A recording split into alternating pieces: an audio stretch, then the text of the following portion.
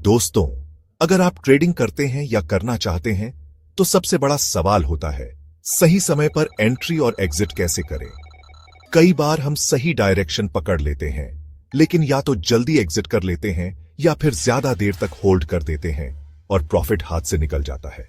देखो यार, ट्रेडिंग सिर्फ लक पे नहीं बल्कि स्ट्रेटेजी पे डिपेंड करता है।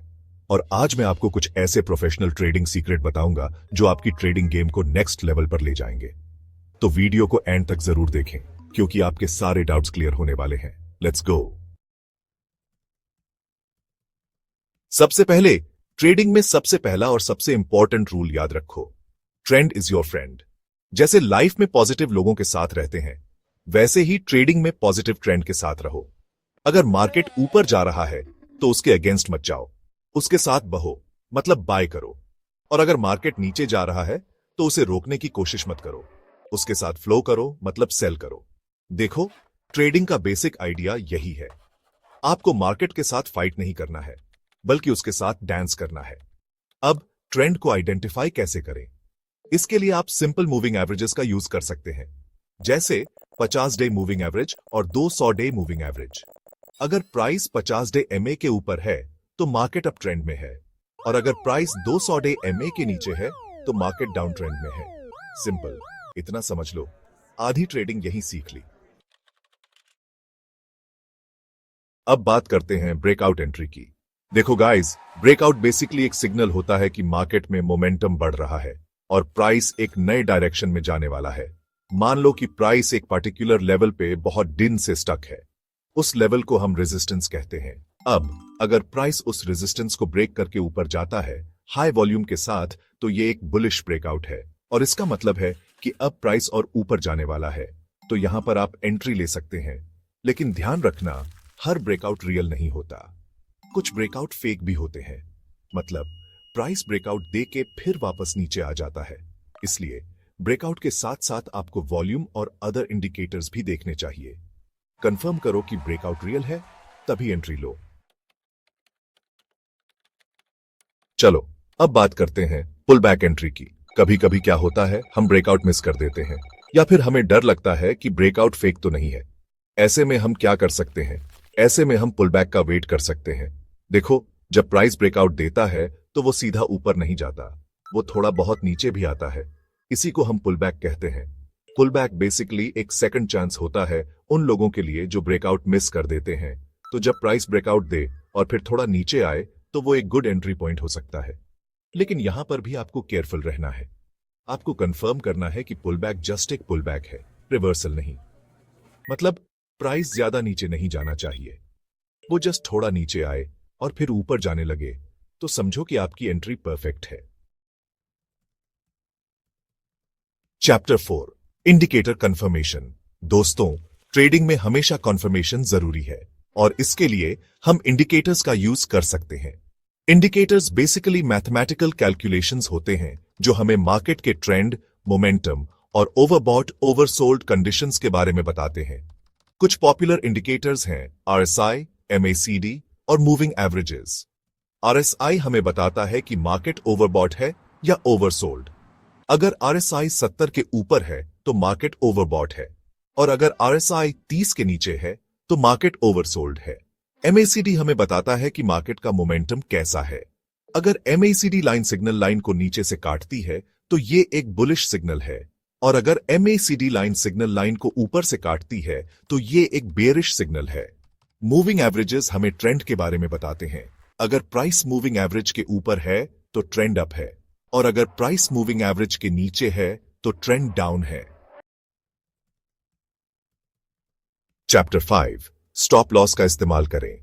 दोस्तों, ट्रेडिंग में रिस्क मैनेजमेंट बहुत जरूरी है और रिस्क मैनेजमेंट का सबसे इंपॉर्टेंट पार्ट है स्टॉप लॉस का यूज करना। स्टॉप लॉस बेसिकली एक ऑर्डर होता है जो आपके ट्रेड को ऑटोमेटिकली एग्जिट कर देता है जब प्राइस आपके अगेंस्ट जाता है। मान लो कि आपने एक स्टॉक 100 रुपीज पे बाय किया और आपका स्टॉप लॉस 95 रुपीज का है। तो अगर प्राइस 95 रुपीज पे आता है तो आपका ट्रेड ऑटोमेटिकली एग्जिट हो जाएगा और आपको ज्यादा लॉस नहीं होगा। स्टॉप लॉस कैसे सेट करें? इसके लिए आप फिक्स्ड स्टॉप लॉस या टेक्निकल स्टॉप लॉस का यूज कर सकते हैं। फिक्स्ड स्टॉप लॉस में आप अपने रिस्क के हिसाब से स्टॉप लॉस सेट करते हैं।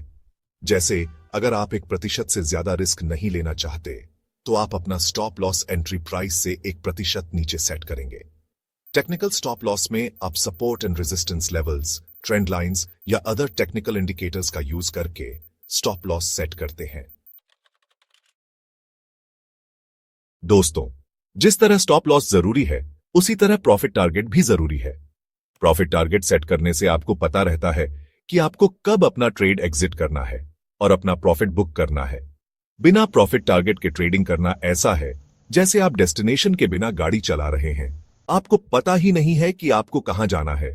प्रॉफिट टारगेट कैसे सेट करें? इसके लिए आप रिस्क टू रिवॉर्ड रेशियो का यूज कर सकते हैं।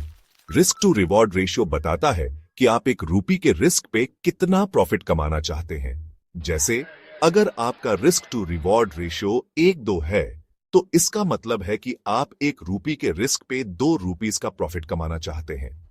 प्रॉफिट टारगेट सेट करने के लिए आप support and resistance levels, trend lines या फाइबोनाची लेवल्स का भी यूज कर सकते हैं। दोस्तों, ट्रेलिंग स्टॉप लॉस एक बहुत ही पावरफुल टूल है जो आपके प्रॉफिट को मैक्सिमाइज कर सकता है और आपके रिस्क को मिनिमाइज कर सकता है।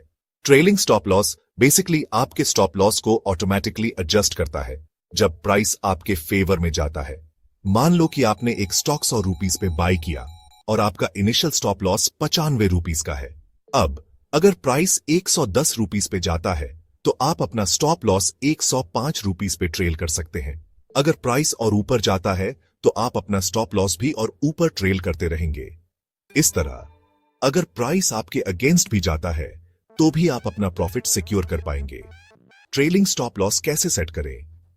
इसके लिए आप परसेंटेज मेथड, ATR मेथड या मूविंग एवरेज मेथड का यूज कर सकते हैं। दोस्तों, जिस तरह हमें एंट्री सिग्नल्स पहचानने चाहिए उसी तरह हमें एग्जिट सिग्नल्स भी पहचानने चाहिए, क्योंकि अगर आप सही समय पे एग्जिट नहीं करेंगे तो आपका प्रॉफिट लॉस में बदल सकता है। कुछ कॉमन रिवर्सल सिग्नल्स हैं: media group, charts showing bearish divergence, head and shoulders pattern, double top pattern, death cross at its stock at a distribute underscore equally. Bearish divergence, head and shoulders pattern, double top pattern और death cross. Bearish divergence तब होता है जब price higher highs बनाता है लेकिन RSI lower highs बनाता है। ये एक बेरिश रिवर्सल का सिग्नल है। हेड एंड शोल्डर्स पैटर्न एक चार्ट पैटर्न है जो एक हेड और 2 शोल्डर्स से मिलता जुलता है। ये भी एक बेरिश रिवर्सल का सिग्नल है। डबल टॉप पैटर्न भी एक बेरिश रिवर्सल पैटर्न है जो तब बनता है जब प्राइस 2 बार एक ही रेजिस्टेंस लेवल को ब्रेक करने में फेल होता है। डेथ क्रॉस तब होता है जब short term moving average long term moving average को नीचे से काटती है। यह भी एक बेरिश रिवर्सल का सिग्नल है। तो दोस्तों, अगर आप इन एंट्री और एग्जिट स्ट्रेटजी को फॉलो करेंगे तो आपकी ट्रेडिंग स्किल जरूर इंप्रूव होगी। याद रखिए, ट्रेडिंग एक स्किल है, जितना प्रैक्टिस करेंगे उतने बेहतर बनेंगे। डेमो अकाउंट यूज करो, पेपर ट्रेडिंग करो और धीरे धीरे अपना कॉन्फिडेंस बढ़ाओ। अगर आपको यह वीडियो पसंद आई हो तो लाइक और शेयर करना मत भूलना। और अगर आप और भी एडवांस ट्रेडिंग स्ट्रेटजी सीखना चाहते हैं तो नीचे कमेंट करें और चैनल को सब्सक्राइब करें।